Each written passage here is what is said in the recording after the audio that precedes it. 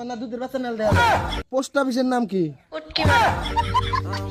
আমি কইছি যে তোমার নাম কও। দই খা।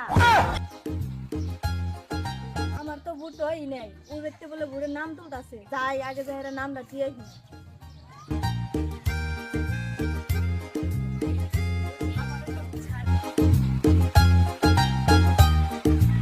হ্যাঁ, আমার বুড়ো তো নাম হচ্ছে না, নাম তুলুই তোমার বড় নাম নাই?